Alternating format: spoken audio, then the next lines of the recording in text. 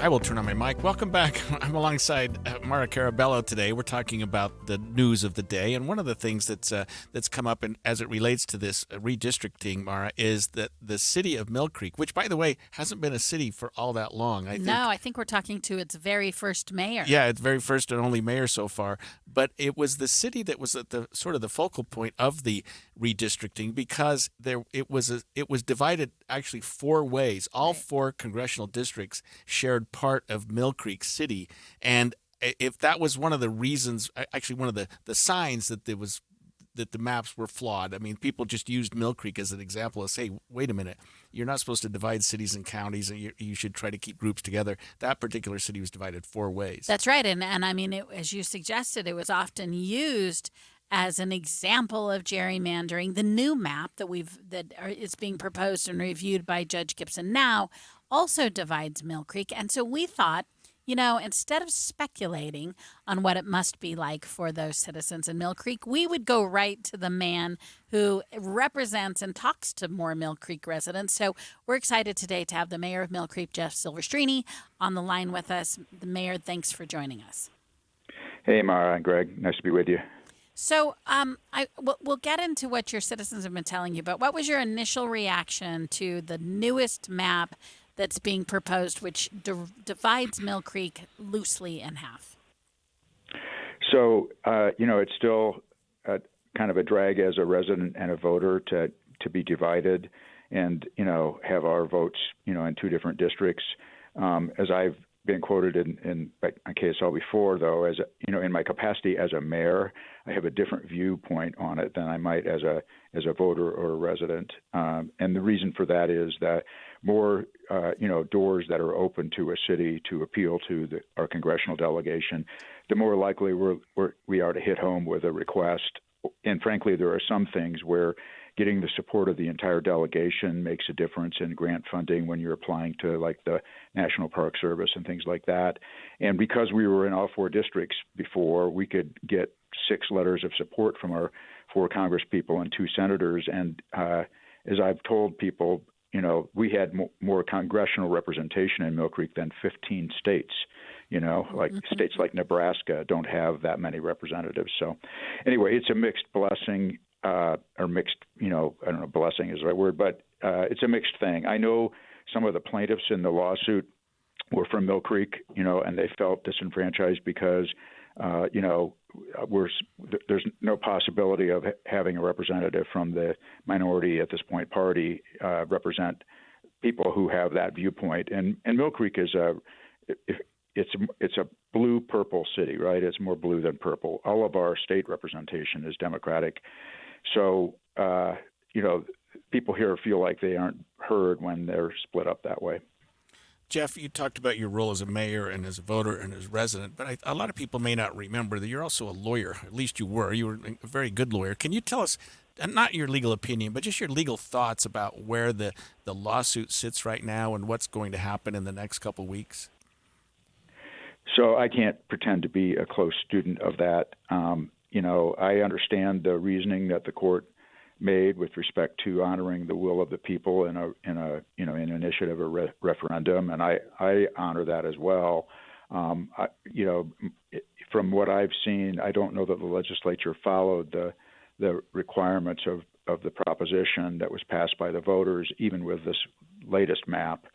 So it's vulnerable from that standpoint, but I will say too, it's a difficult job to do this apportionment, and because of the size of our population in Salt Lake County, our county has to be in 2 different districts just because it would be too big to be in one. So anyway, that's, I guess as a lawyer, I'm still concerned that there may not be compliance here with what the voters chose.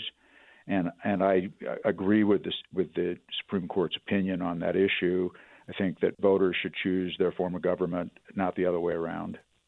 So a lot of this conversation, the underlying thinking here is disenfranchisement, right? Like people not feeling connected to folks who represent them or being frustrated that politics is getting in the way. And then you have what I see as just a great form of government, which is local government. And Millcreek is uniquely, we said at the top introduction that Millcreek's a rather new city, although as a residential community, it's been around forever. But you all have done an extraordinary job. I'm not a Millcreek resident, so this is just a passerby. You've done an extraordinary job creating community. You've built this beautiful new city center. You've activated it. If you haven't taken your kids down to either climb or ice skate or rollerblade, depending on the time of the year, you've conscientiously and has needed to build community. With that as a background and blending our topic of maps, how do you help your voters, regardless of which map, regardless of whether they have 2 representatives or more? What are your thoughts and tactics on making sure that people feel connected to those who represent them?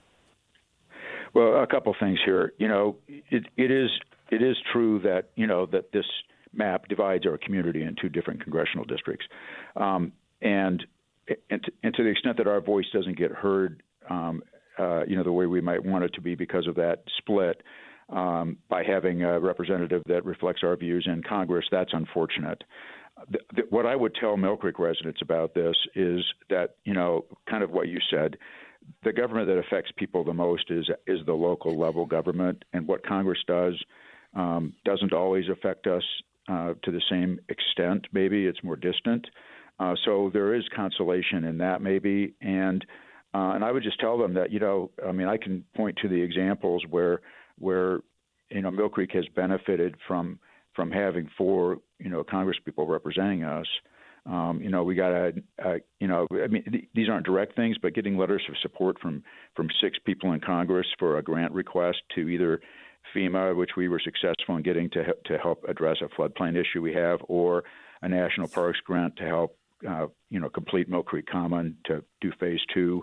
Those things might not have happened if we didn't have the ability to approach 4 congressional officers. And when you're represented by one, the others, don't feel inclined to help someone who's not in their district. That some of them have even told me that they feel it might be a conflict of interest to support a project or a grant that isn't for their district. So, maybe that's a consolation prize, and maybe that's, my viewpoint of this as someone that's trying to do the best thing for my city and all of the residents of my city, no matter what district they're in. But I guess that's what I would tell people in terms of how this, works. And the line has to, as I mentioned, be drawn somewhere in Salt Lake County. I wish it wasn't Millcreek, but if it is, that means we have 2 officers available to us rather than 1. Thanks, Jeff. That was Mayor Jeff Silvestrini, mayor of Millcreek, first and only mayor of Millcreek. And it's odd. He did mention the fact that the city's being divided again in 2. The Republicans had claimed this map only divided like 2 or 3 cities, right, because the idea behind Prop 4 and the judge's ruling was to keep cities together, keep counties together as much as possible. With some that was impossible. There were a couple cities like Draper and Bluffdale that sort of moved from Salt Lake into Utah County. There was one more down in south part of Utah County, maybe in Spanish Fork or Santaquin or something. But anyway, that sort of bordered Utah and Juab. Right. But Millcreek, I don't even understand. We didn't even get into this with Jeff, why it would still be split. It doesn't make any sense to me. Yeah, if you've done the math on these, they are incredibly complicated. Right. And where you take and give one, and partly because we are dense. We think of ourselves as not, but where we have density, we're one of the most urban states in the nation. We have a level of density that makes it hard to carve out. It is interesting, though. It does beg the question of what you would have sacrificed had you left all of cities whole. Why didn't they do that? I'm going to give the benefit of the doubt there on. And, this is the art that Judge Gibson, gerrymandering is in the eye of the beholder, right? Yes. It's a tricky. Both sides want to do it in their own way.